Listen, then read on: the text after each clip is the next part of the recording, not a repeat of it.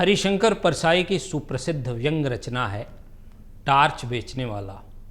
ये पाठ एनसीईआरटी की कक्षा 11वीं के पाठ्यक्रम में शामिल है। वह पहले चौराहों पर बिजली के टार्च बेचा करता था। बीच में वह कुछ दिन नहीं दिखा। कल दिखा, मगर इस बार उसने दाढ़ी बढ़ा ली थी और लंबा कुर्ता पहन रखा था। मैंने पूछा, कहाँ थे और यह दाढ़ी क्यों बढ़ा रखी है? उसने जवाब दिया, बाहर गया था। दाढ़ी वाले सवाल का उसने जवाब यह दिया कि दाढ़ी पर हाथ फेरने लगा। मैंने कहा, आज तुम टार्च नहीं बेच रहे हो? उसने कहा, वह काम मैंने बंद कर दिया। अब तो आत्मा के भीतर टार्च जल उठा है। ये सूरज छाप टार्च अब व्यर्थ मालूम होते हैं। मैंने कहा, तुम शायद संन्यास ले रहे हो। जिसकी आत्मा में प्रकाश फैल जाता है वह इसी तरह हरामखोरी पर उतर आता है। किससे दीक्षा ले आए हो? मेरी बातों से उसे पीड़ा हुई। उसने कहा, ऐसे कठोर वचन मत बोलिए। आत्मा सबकी एक है। मेरी आत्मा को चोट पहुंचाकर आप अपनी ही आत्मा को घायल कर रहे हैं। मैंने कहा, यह सब तो ठीक है, मगर यह बताओ कि तुम एकाएक ऐसे कैसे हो गए? क्या बीवी ने तुम्हें त्याग दिया? क्या उधार मिलना बंद हो गया? क्या साहूकारों ने ज़्यादा तंग करना शुरू कर दिया? क्या चोरी के मामले में फंस गए हो? आखिर बाहर का टार्च भीतर की आत्मा में कैसे घुस गया? उसने कहा, आपके सब अंदाज गलत हैं। ऐसा कुछ नहीं हुआ। एक घटना हो गई है जिसने जीवन बदल दिया। उसे मैं गुप्त रखना चाहता हूँ, पर क्योंकि मैं आज ही यहाँ से दूर जा रहा हूँ, इसलिए आपको सारा किस्सा सुना देता हूँ। अब उसने किस्सा सुनाना शुरू किया। 5 साल पहले की बात है। मैं अपने एक दोस्त के साथ हताश एक जगह बैठा था। हमारे सामने आसमान को छूता हुआ एक सवाल खड़ा था। वह सवाल था, पैसा कैसे पैदा करें? हम दोनों ने उस सवाल की एक एक टांग पकड़ी और उसे हटाने की कोशिश करने लगे। हमें पसीना आ गया, पर सवाल हिला भी नहीं। दोस्त ने कहा, यार, इस सवाल के पांव ज़मीन में गहरे गड़े हैं। यह उखड़ेगा नहीं, इसे टाल जाते हैं। हमने दूसरी तरफ मुंह कर लिया, पर वह सवाल हमारे सामने आकर खड़ा हो गया। तब मैंने कहा, यार, यह सवाल टलेगा नहीं, चलो इसे हल ही कर लेते हैं। पैसा पैदा करने के लिए कुछ काम धंधा करें। हम इसी वक्त अलग अलग दिशाओं में अपनी अपनी किस्मत आजमाने निकल पड़े। और 5 साल बाद ठीक इसी तारीख को इसी वक्त हम यहाँ मिले। दोस्त ने कहा, यार, साथ ही क्यों न चलें? मैंने कहा, नहीं। किस्मत आजमाने वालों की जितनी पुरानी कथाएं मैंने पढ़ी हैं, सब में वे अलग अलग दिशा में जाते हैं। साथ जाने में किस्मतों के टकरा कर टूटने का डर बना रहता है। तो साहब, हम अलग अलग चल पड़े। मैंने टार्च बेचने का धंधा शुरू कर दिया। चौराहे पर या मैदान में लोगों को इकट्ठा कर लेता और बहुत नाटकीय ढंग से कहता, आजकल सब जगह अंधेरा छाया रहता है। रातें बेहद काली होती हैं। अपना ही हाथ नहीं सूझता। आदमी को रास्ता नहीं दिखता। वह भटक जाता है। उसके पांव कांटों से बिध जाते हैं। वह गिरता है, उसके घुटने लहूलुहान हो जाते हैं। उसके आसपास भयानक अंधेरा है। शेर और चीते चारों तरफ घूम रहे हैं। सांप जमीन पर रेंग रहे हैं। अंधेरा सबको निगल रहा है। अंधेरा घर में भी है। आदमी रात को पेशाब करने उठता है और सांप पर उसका पांव पड़ जाता है। सांप उसे डस लेता है और वह मर जाता है। आपने तो देखा ही है साहब कि लोग मेरी बातें सुनकर कैसे डर जाते थे। भर दोपहर में वे अंधेरे के डर से कांपने लगते थे। आदमी को डराना कितना आसान है। लोग डर जाते तब मैं कहता, भाइयों यह सही है कि अंधेरा बहुत है मगर प्रकाश भी है। वही प्रकाश मैं आपको देने आया हूँ। हमारी सूरज छाप टार्च में वह प्रकाश है जो अंधेरा को दूर भगा देता है। इसी वक्त सूरज छाप टार्च खरीदो और अंधेरे को दूर करो। जिन भाइयों को चाहिए हाथ ऊंचा करें। साहब मेरे टार्च बिक जाते और मैं मज़े में ज़िंदगी गुजारने लगा। वायदे के मुताबिक ठीक 5 साल बाद मैं उस जगह पहुंचा जहां मुझे दोस्त से मिलना था। वहां दिन भर मैंने उसकी राह देखी, वह नहीं आया। क्या हुआ? क्या वह भूल गया या अब वह इस संसार में रहा ही नहीं? मैं उसे ढूंढने निकल पड़ा।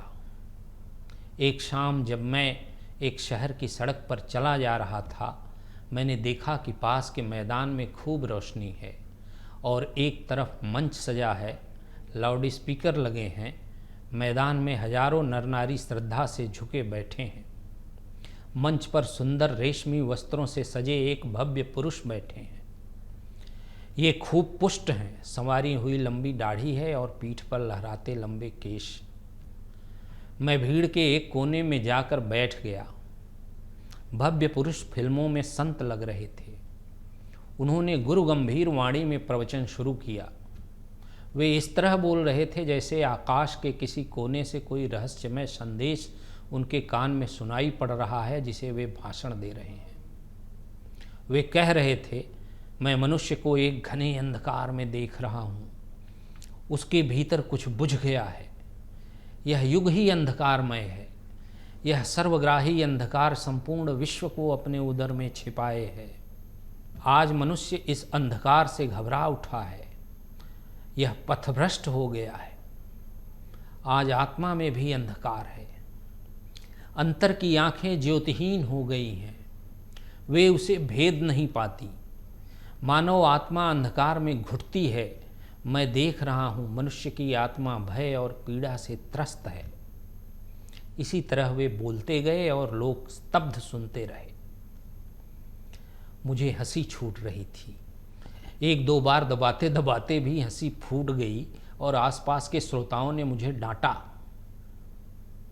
भव्य पुरुष प्रवचन के अंत पर पहुंचते हुए कहने लगे, भाइयों और बहनों डरो मत।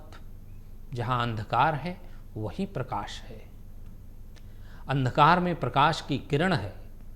जैसे प्रकाश में अंधकार को किंचित कालिमा है, प्रकाश भी है। प्रकाश बाहर नहीं है, उसे अंतर में खोजो। अंतर में बुझी उस ज्योति को जगाओ। मैं तुम सबका उस ज्योति को जगाने के लिए आह्वान करता हूँ। मैं तुम्हारे भीतर वही शाश्वत ज्योति को जगाना चाहता हूँ। हमारे साधना मंदिर में आकर उस ज्योति को अपने भीतर जगाओ। साहब अब मैं तो खिलखिलाकर हंस पड़ा। पास के लोगों ने मुझे धक्का देकर भगा दिया। मैं मंच के पास जाकर खड़ा हो गया। भव्य पुरुष मंच से उतरकर कार में चढ़ रहे थे। मैंने उन्हें ध्यान से पास से देखा। उनकी दाढ़ी बढ़ी हुई थी, इसलिए मैं थोड़ा झिझका, पर मेरी तो दाढ़ी नहीं थी।